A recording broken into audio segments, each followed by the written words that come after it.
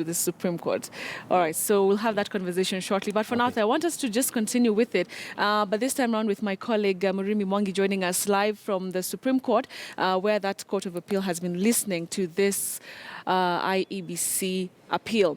Murimi, thank you very much for joining us. So maybe you can just bring us up to speed with what has been happening, what the submissions were like with James Orengo earlier on in the morning.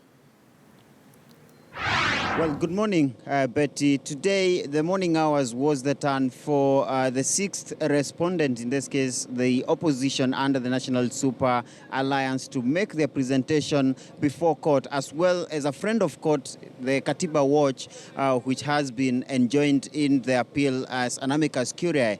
And of course, it's interesting a time for the National Super Alliance because they were rebutting statements from the IEBC yesterday.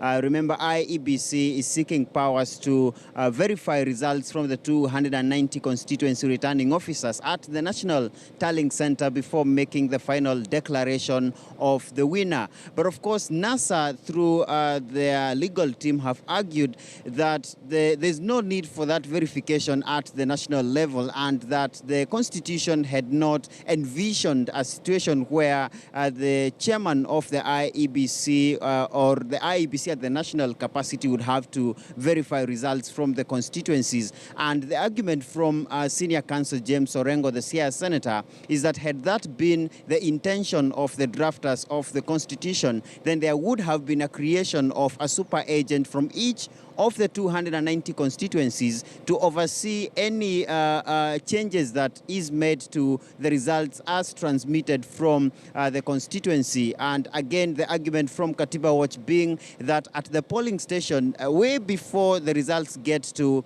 the constituency returning officer, the presiding officer has an opportunity to count, recount, and recount again 3 different times to just make sure that they have the correct tally of the votes from that polling station, and that, in a way, they argue, would forestall the possibility of any errors in the final tally, the final tally that gets to the returning officer in the constituency before the transmission to the National Tallying Center. Again, there has been the argument about the distinction between what are results and what is a result. The argument from the NASA legal department being that results are the tallies from the 290 constituencies, which according to them are final, and therefore the result is what the chairperson of the IEBC in the national capacity is set to announce. And according to Siaya Senator James Orengo, the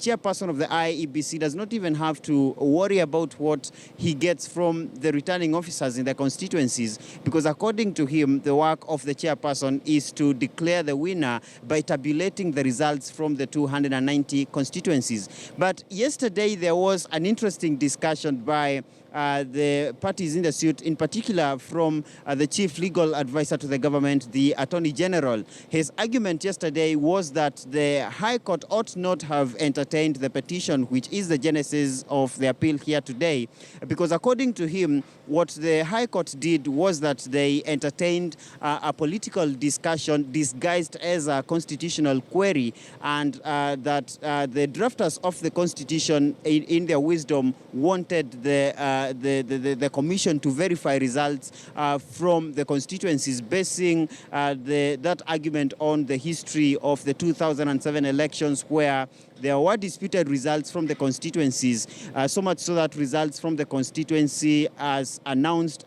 by the returning officer would be different when they got to Nairobi, and there was much reference to that particular time as well as the Kriegler report. Betty.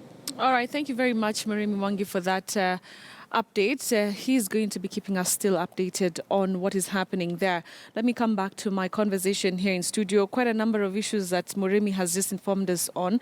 And